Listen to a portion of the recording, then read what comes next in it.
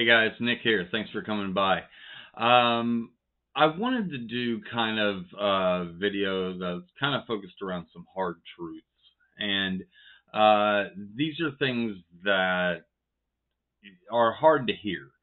And a lot of people won't just come right out and tell you these things when either you're first diagnosed or as you continue to go through the treatment process. And it seems like every time you get an answer, there's even more questions. And it just feels like this constant, never ending cycle. And it begins to feel hopeless. You start off devastated when you're diagnosed initially, and then maybe a few things start to get better and you start to get, a little bit of hope. You get a little bit of a spring back in your step. And you feel like you've made a whole lot of progress. Then you go to that appointment and find out that you really haven't made any progress, or it's okay, we'll see you back in 6 months, and you just want an answer. You just kind of want to know where you're at.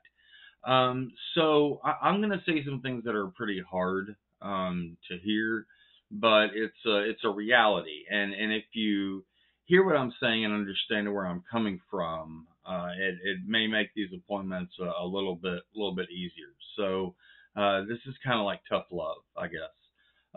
First of all, on a lighter note, if you can see my t-shirt, I'm going to stand up because my knee's bad, but I love this t-shirt. For any of you guys that remember The Sandlot, you're killing me, Smalls. And I wanted to wear that shirt because it just gives a little bit of levity. I think just because, I don't know, the shirt always makes me smile, and this isn't fun to talk about. So why haven't I received a transplant yet? Why haven't some of you guys received your transplants? Why are people dying? Why, if there's a liver that's even available, even if it's a little bit defective, but it's better than the one that you have now, why can't we just, transplant that one in and give me at least a little bit more time for sure, instead of, just living in this hell-like existence? And I've learned that there's a few answers to that. And in my case, we couldn't do anything about my liver until my kidneys started to come back. If my kidneys didn't improve, there was no point in treating my liver, because if I had been able to survive the transplant surgery, my kidneys still would have shut down. It would have been a waste of an organ, and there's no way that I could have withstood a both kidney and liver transplant. When we're diagnosed, we often think not.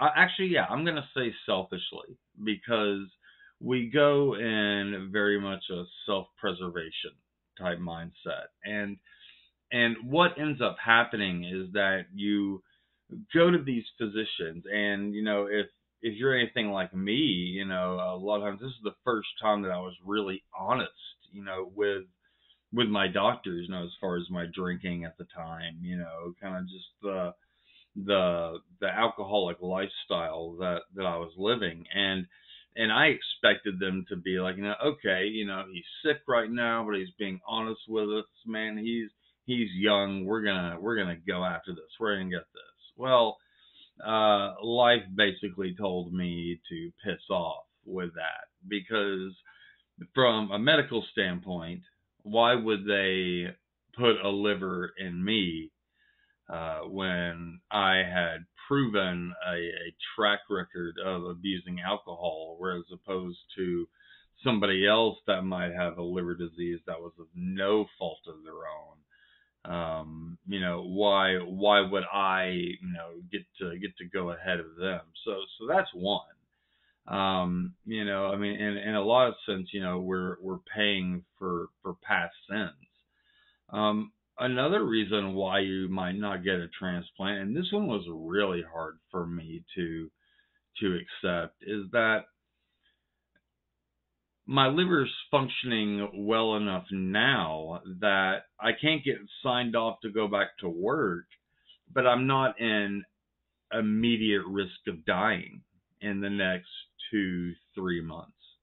There are a lot of people that are just, right there at death's door that may be physically strong enough to handle transplant surgery. Again, unlike me, when I got sick, I mean, I went from completely well, or at least appearing completely well, to not being able to stand up on my own. So that you hear all the time, each person's different. And if you're like me, sometimes you're like, yeah, each person's different. I'm better than them.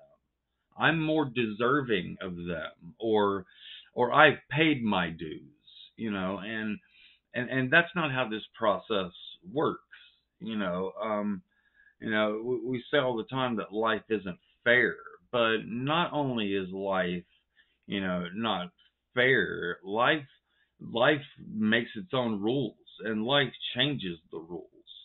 Moving the goalposts, is what we say a lot of times. When you're the end all be all, you don't have to accommodate anybody or anything. So that's the second thing. The third thing is they tell you, we want to keep you as healthy as possible. We want transplant to be the very, very last ditch effort, basically, to keep you alive. And that's what an organ transplant is. Any type of organ transplant or a tissue transplant or anything like that. That's saying everything else, every other option is gone. Okay? It's gone and it's not going to work. This is our last ditch effort. And I want to reiterate that just because you get an organ transplant, that is not a guarantee. There are so many things that can go wrong. There's a lot of things that can go right. I know a couple of people now that are post-op liver transplant. I've got a friend of mine that's about 6 months post-op, 6 or 7 months post-op. Another friend that's about 14 months. I've got another friend that has 3 different livers have come in for, and there was something defective with those livers each time. So they weren't able to do it because you only get one shot. They don't do a transplant and be like, oh, that one didn't work. Here's another one. It doesn't work that way with livers especially.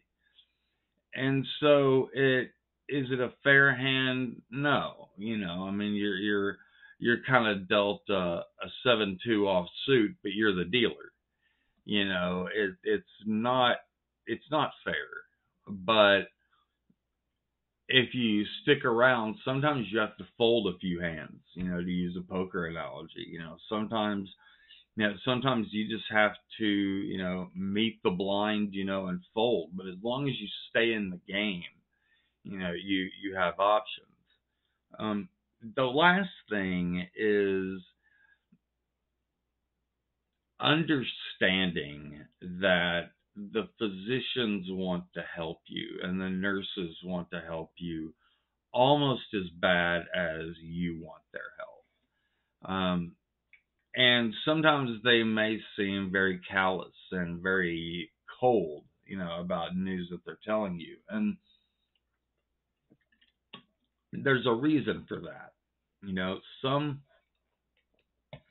Some providers that I've had are extremely personable. I wish everybody could have a primary care physician like mine. I mean, he's just amazing.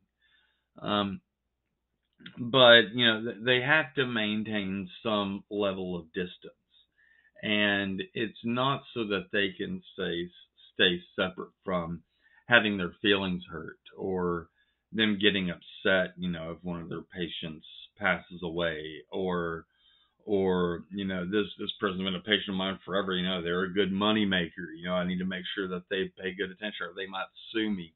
That's not it. They have to maintain that certain level of distance, because if they don't, it clouds their judgment. We see movies all the time where someone's kid gets kidnapped, or or something happens to someone's spouse, their spouse is murdered, or something like that, and they take it personally. And what happens when you take things like this personally, especially someone's life, is you usually make mistakes. And that's kind of the sum up, here. And the takeaway from this is stay in the game. There are gonna be crappy days. There just are. There's gonna be crappy weeks. I mean, I just now came out of about a month that was really, really rough on me psychologically. But, the last week and a half have just been amazing for some of you guys that saw my last video about me meeting some biological relatives that I had never met before. I'm an adopted kid, so I've never known or met somebody that I was blood related to. So, didn't mean for this video to be dark, but it's true, and I don't feel like that it gets said enough, and therefore people aren't able to understand it, and it's really easy to get just down when it happens. So, guys, thanks so much for hanging out. I hope that stuff made sense. In the video or in the description box below is a link to our Facebook group for end-stage liver disease and cirrhosis support. Guys, I'm also on Twitter. I'm on TikTok, Instagram, not so much. TikTok, I just kind of started.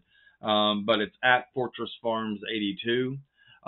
So guys, thank you so much. I love you guys. Remember, check out that Facebook group. A lot of great people on there, lots of good support, lots of different viewpoints on a really active chat. So thanks guys, and I hope you have a great day, evening, or morning, wherever you are.